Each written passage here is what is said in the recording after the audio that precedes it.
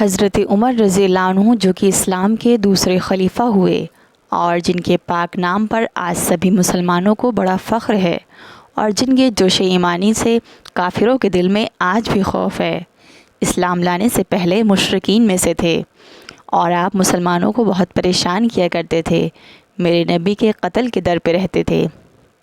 ایک مرتبہ کافروں کی کمیٹی میں یہ مشورہ ہوا کہ کوئی ہے جو محمد صلی اللہ علیہ وسلم کو قتل کر دے۔ حضرت عمر بولے کہ میں کروں گا، تو ان لوگوں نے کہا کہ ہاں عمر، تم یہ کر سکتے ہو، اور تلوار لیے وہاں سے باہر نکلے۔ راستے میں ایک صحابہ ملے جو کہ مسلمان ہو چکے تھے۔ انہوں نے کہا کہ عمر کہاں جا رہے ہو؟ کہنے لگے کہ محمد صلی اللہ علیہ وسلم کی قتل کی فکر میں جا رہا ہوں۔ کہنے لگے، ان صحابہ نے کہا کہ ان کے قبیلے والوں سے کیسے اطمینان میں ہو گئے؟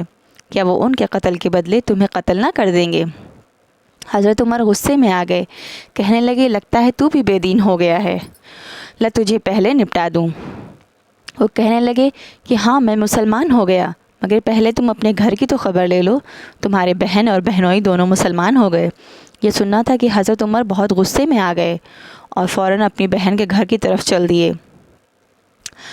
ان کی بہن اور بہنوئی کو حضرت خباب رضی اللہ عنہ جو کہ شروعاتی دور میں مسلمان ہو گئے تھے، قرآن پاک پڑھا رہے تھے۔ حضرت عمر نے کیواڑ کھلوائے، ان کے کچھ ہاتھ میں تھا اور اپنی بہن کے سر پر بہت زور سے مارا، اور پھر اندر آ کر کہنے لگے کیا ہو رہا ہے؟ ان کے بہنوئی کہنے لگے کہ ہم بات چیت کر رہے تھے، کہنے لگتا ہے تم بھی بد دین ہو گئی ہو، تم نے بھی یہ دین چھوڑ کر کے دوسرا دین اختیار کر لیا ہے۔ تو ان کے بہنوئی نے کہا کہ اگر دوسرا دین حق ہو تب بھی۔ یہ سننا تھا کہ حضرت عمر نے انہیں بھی بہت مارا اور اپنی بہن کو بھی مارا، بہت غصے میں تھے۔ تو ان کی بہن نے غصے میں کہا کہ ہم کو اس لیے مارا جاتا ہے کہ ہم مسلمان ہو گئے؟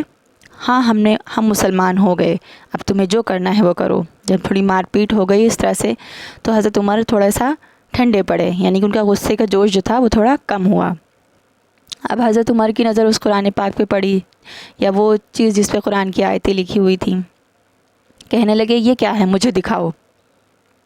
تو ان کی بہن نے کہا کہ یہ پاک چیز ہے، تم باوضو غسل کرو، اس کے بعد یہ تمہیں دکھائیں گے۔ ان کی بہن کے اصرار کرنے کے پر حضرت عمر نے غسل کر کے وہ جو آیتیں پڑھیں تو ان کی حالت بدلنے لگی، اور کہنے لگے کہ مجھے بھی محمد صلی اللہ علیہ وسلم کی خدمت میں لے چلو۔ یہ سننا تھا کہ حضرت خباب اندر سے باہر نکلے، کیونکہ ان کی آواز سن کے وہ پہلے اندر چھپ گئے تھے۔ ان کی آواز سن کے حضرت خباب باہر نکلے اور کہنے لگے کہ اے عمر، میں تمہیں خوشخبری دیتا ہوں کہ پنجشنبے کو حضور پاک صلی اللہ علیہ وسلم نے دعا کی تھی، اللہ سے دعا کی تھی کہ عمر اور ابو جہل میں جو تمہیں زیادہ پسند ہو، جو تجھے زیادہ پسند ہو، اسے اسلام کی قوت دے دے۔ لگتا ہے یہ دعا تمہارے حق میں قبول ہو گئی۔ اور حضرت عمر پھر حضور پاک صلی اللہ علیہ وسلم کی خدمت میں حاضر ہوئے اور مسلمان ہو گئے۔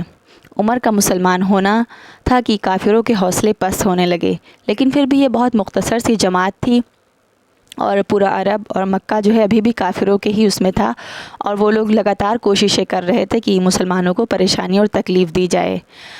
لیکن پھر بھی حضرت عمر کے مسلمان ہونے سے اتنا ضرور ہوا کہ سبھی مسلمان مکہ کی مسجد میں نماز پڑھنے لگے۔